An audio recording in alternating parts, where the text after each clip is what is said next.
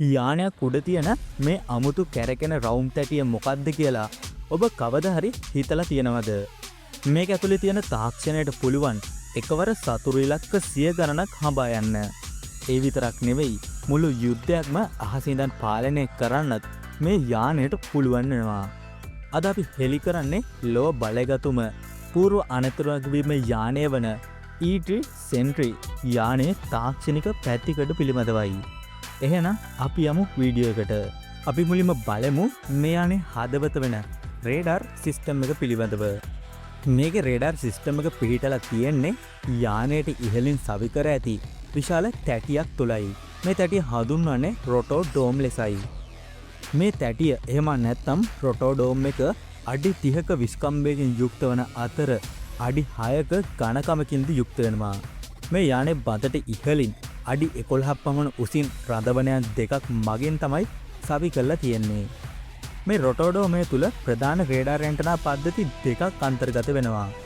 පළවෙනි එක තමයි ප්‍රාථමික රේඩාර් එක. එහෙම නැත්නම් ප්‍රයිමරි රේඩාර්.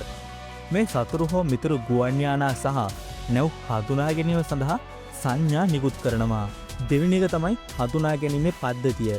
එහෙම නැත්නම් identification friend or foe. මෙමගින් හඳුනාගත් යානයක් තමන්ගේ පාර්ශවයේ එකක්ද නැත්නම් සතුරු යානයක් යන තප්පර කිහිපයකින් තහවුරු කර ගැනීමක් සිදු කරනවා. මේ තැටිය කැරකෙන වේගය ගැන කතා කරොත් සාමාන්‍ය මෙහෙයුම් අවස්ථාවකදී මේ විනාඩියකට වට 6ක් කැරකෙනු ලබනවා.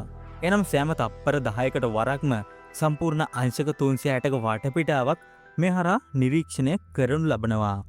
ඒ වගේම තමයි මෙම රේඩාර් පද්ධතියට පොළවෙන් එන අනවශ්‍ය තරංග ඉවත් කර ඉතා පහළින් පියාසර කරන කුඩා ඉලක්ක පවා පැහැදිලිව හඳුනා ගැනීමේ සුවිශේෂී හැකියාව පවතිනවා. මෙම පද්ධතියට සැතපුම් 250 පමණ දුර පරාසයක් ආවරණය කිරීමටද හැකියාව පවතිනවා. එක දිගට පැය කිහිපයක් පියාසර කරන E3 යානයකට වර්ග සැතපුම් මිලියන ගණනක ගුවන් කලාපයක් සම්පූර්ණයෙන්ම අධීක්ෂණය කිරීමේ හැකියාවද පවතිනවා. මේ රේඩාර් ඇන්ටනා ක්‍රියාත්මක වන විට අධික තාපයක් ජනනය වෙන බැවින් රොටෝඩෝමය තුළ විශේෂිත වායු සමීකරණ සහ සිසිලන පද්ධතියක් ක්‍රියාත්මක වෙනවා. යන්නේ ගොඩබස ඇති විට රොටෝඩෝමය කැරකෙන්නේ නැහැ. ඒ ක්‍රියාත්මක වෙන්නේ පියාසර කරන අවස්ථාවලදී පමණයි. හරි, අපි දෙවෙනියට කතා කරමු මේ යානයේ තියෙන සංනිවේදන සහ පාලන මධ්‍යස්ථානය පිළිබඳව. මේ යානයේ මැද කොටස සම්පූර්ණයෙන්ම වෙන් කර ඇත්තේ දත්ත විශ්ලේෂණය කිරීම සඳහායි. ඒ වගේම තමයි මේ පාලන පුවරු 14ක් පමණ ඇති අතර දක්ෂ තාක්ෂණික නිලධාරීන් 13 සිට 19 දක්වා පිරිසක් එකවර මෙහි සේවය කරනවා. යානය තුළ ඇති රේඩාර් තිරය මත දිස්වන සතුරු යානා සහ මිතුරු යානා වෙන්කර හඳුනා ගැනීමෙන් පසුව සතුරු යානාවලට ප්‍රහාර එල්ල කිරීමට යන තමන්ගේ ප්‍රහාරක යානාවලට නිවැරදි ඉලක්ක වෙත මඟ පෙන්වීම සිදු කරනවා. එකවර ගුවන් සටන් 100 ගණනක් කළමනාකරණය කරමින් කුමන යානය කුමන ඉලක්කයක් වෙත යා යුතුද යන්න මෙහි සිටින නිලධාරීන් තීරණය කරනවා. ඒ වගේම තමයි මේ E3 යානයේ සතු ඇති සංනිවේදන පද්ධතියද අතිශය බලගතු වෙනවා. ලින්ක් 16 සහ ලින්ක් 11 කියලා කොටස් දෙකකින් සංනිවේදන පද්ධතිය සමන්විත වෙනවා. මේවා රහසිගත ඩිජිටල් දත්ත පද්ධති වෙනවා.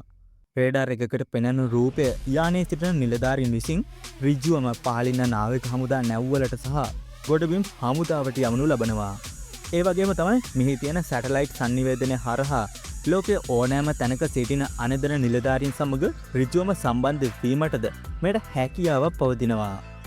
මේ යානය තුල ඇති පරිගණක පද්ධතියට තප්පරයකට දත්ත මිලියන ගණනාවක් සැකසීමේ හැකියාවද පවතිනවා.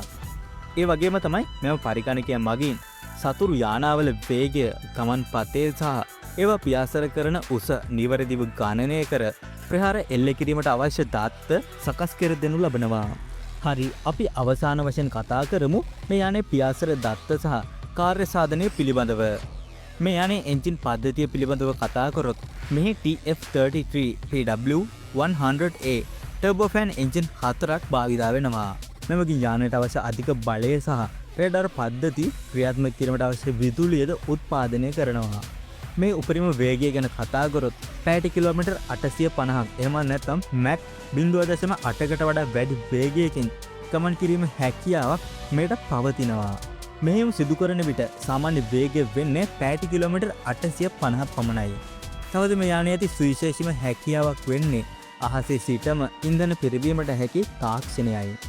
සාමාන්‍යයෙන් ඉන්ධන පිරවීමකින් තොරව පැය 8ක් 10ක් ආසේ රැඳී සිටිය හැකි වුවත් ගුවනේදී ඉන්ධන පිරවීම මගින් දින ගණනාවක් වුවද අඛණ්ඩව මෙහෙයුම් වල නිරත විය හැකි වෙනවා. යානයේ නාසයට ඉහළින් නැති විශේෂිත සිදුරු හරහා ටැංකි යානයකින් ඉන්ධන ලබා ගැනීමද සිදු කරනවා. ඉතින් ඔබට දැන් පැහැදිලි ඇයි ඇමරිකානු ගුවන් හමුදාවේ මේ E3 සෙන්ට්‍රි යානයේ Tamanගේ නොපෙනෙන මහා මොළයේ විදියට සලකන්නේ කියලා. රේඩාර් තාක්ෂණයෙන් සහ සංනිවේදන තාක්ෂණයෙන් සන්නද්ධ මේ යානය අහසේ තියෙන තාක්කල් ඕනෑම සතුරෙකුට ඇමරිකානු ගුවන් සීමාවට ඇතුළු වෙන්නේ Tamanගේ මරණ වරෙන්තුව අතින් අරගෙනයි. ඉතින් මේ වගේ වීඩියෝ දිගටම බලන්න අපිව සබ්ස්ක්‍රයිබ් කරලා තියාගන්න කියලා මතක් කරන ගමන් අපි අදට සමු ගන්නවා. ඔයාලට සුබ දවසක්.